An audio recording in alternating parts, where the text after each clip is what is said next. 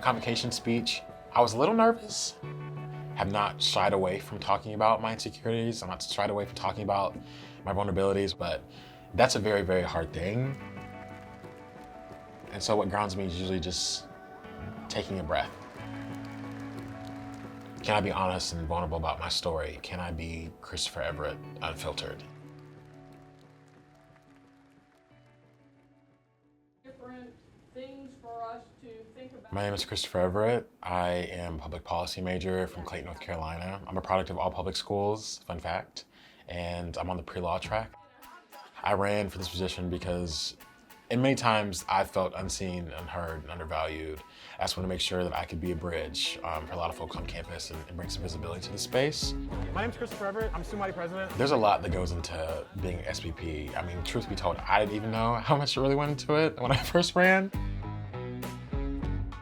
Outside of, being the chief advocate, you sit on the board of trustees, you are co-chair of SFAS and TFAS, student fees, you're supposed to attend graduate senate meetings, you do a lot with the community. I've learned to step into myself and step into my identity by making sure that you do it in your own way. Carolina is a very large campus. Coming in and feeling unseen, I struggled. Of course, my first year, we were online, so it's very hard to kind of navigate. After my first year and as executive assistant, I went to the undergraduate senate for a while, but I resigned just because of mental health. It was a lot, and I just knew that I wasn't advocating in a way that I really wanted to, and so I took that step back. I've been in student government since I came into Carolina. That's what I knew, and it was very scary to kind of step out. Once I left the undergraduate senate, I went straight into club gymnastics, which that was a dream I had for my entire life, was to do gymnastics. And that was the first time I felt like I really lived at Carolina. That experience kind of really gave me more meaning and gave me a little stronger sense of identity. I think I wanted to bring some of that joy that I felt with gymnastics, that joy I felt when I was really enjoying my time at Carolina, bring that back to student government. You got Carolina blue tie on, I love it. I sure do. Just had a few updates first. So I had some conversations with some folks, and my plan was to figure out what I can do to get more funds in the enrichment fund. So there is oversight from SLL and County Union. I think given all that's happened, a large thing of what I want to do is to have some more visibility around equal opportunity on campus. Advocating for equal opportunity, that's taken me to the Board of Trustees meeting, speaking about how we all deserve to be at Carolina. I mean, my goal and general drive for inclusivity has taken me all around campus. I had the opportunity to go up to DC for the National Summit on Equal Opportunity in Higher Education, and there I spoke on an international stage about the importance of diversity and inclusion on our campuses. To every university, I encourage you to take similar steps and more. Support and invest in diversity, equity, and inclusion initiatives. Build academic spaces and programs that encourage students to explore the deepest parts of their identities and help students build community wherever they might be.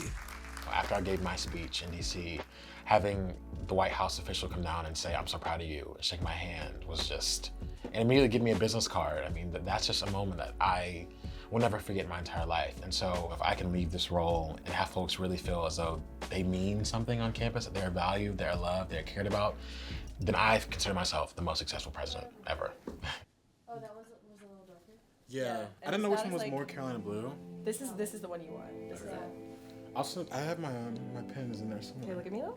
Sorry. I kind of play too. I'm not good. My Carolina story, a lot of it came from my transition from student government to gymnastics, because that was my fall off point. Since then, I dedicated so much of my work and so much of my efforts to making sure that another student didn't feel like they had to feel unseen, unheard. What's your name? And make sure that students who just came into Carolina know that there's so many different resources available in terms of mental health, in terms of being involved on campus. Excited? Excited? Come on! Everyone excited? I had to learn how to really stand on my own identity, stand on my own policies, my own platform. I mean, it took me 3 years maybe to learn that at Carolina. That willingness to be honest has made me very confident, because I'm now on the stage and when I'm speaking and giving my remarks, whether that's in front of thousands of students or in front of the Board of Trustees, I've learned that just being me is so valuable. And I think that's real leadership and real courage, if you can be yourself, regardless of what that might look like.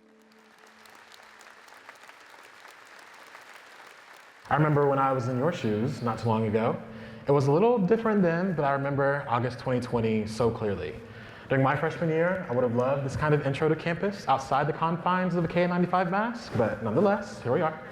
Still, I've come such a long way since then. By the way, this might be the last time you're all in a room together until graduation. So say hi to the person next to you. Make a friend, because at Carolina, they really do last a lifetime. Yeah, go say hi. Yeah, okay, perfect. Trust me, I know that freshman year may be difficult, but you deserve to be here. And there are people who are ready and able to support you along the way.